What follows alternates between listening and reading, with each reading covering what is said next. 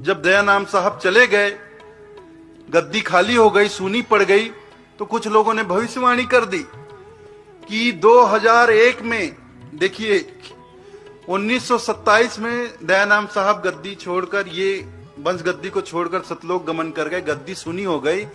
तो एक कबीर पंथ के वंश परंपरा के ही विश्वास पात्र एक महंत ने ऐसी भविष्यवाणी करके कबीर पंथियों को भटका दिया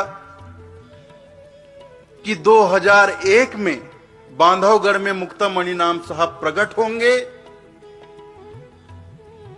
जिनके अंग की कोई छाया नहीं होगी, वो विदेही होंगे, उनकी यही निशानी होगी।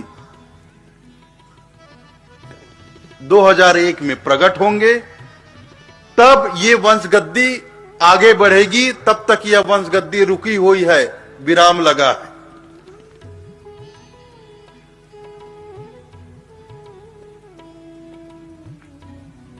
और जो ये बड़ी माता साहब ने बहरमुड़ा से लाकर जिस बालक को बैठा दिया है गृहस्थ मुनि नाम साहब बनाकर, वो झूठा है, वो नकली है, उसको मत मानो, उससे चौका मत करवाओ, उससे नारियल मत मरवाओ, उससे मुक्ति नहीं होगी। ऐसा प्रचार किया उन्होंने, भविष्यवाणी कर दी। और सबसे विश्वास पात्र जिन्हें माना गया, जिस महंत को माना गया कि जब तक अगले वंश गुरु नहीं आते, मुक्तामणि नाम साहब शाखा वंश में अवतार नहीं लेते और आकर गद्दी पे विराजमान नहीं होते, तब तक सबने मिलकर दामाखेड़ा के पुजारी महंत काशीदास को चुना। तब तक आप पंथ का कार्य संचालन करिए,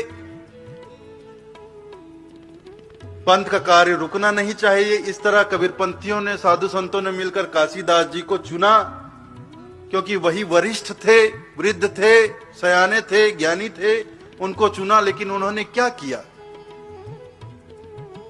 कुछ समय तक कार्य किया, उसके बाद जाकर खरसिया में अपनी खुद की गद्दी बना ली और गृहस्थ मुनि नाम साहब बनकर बैठ गए।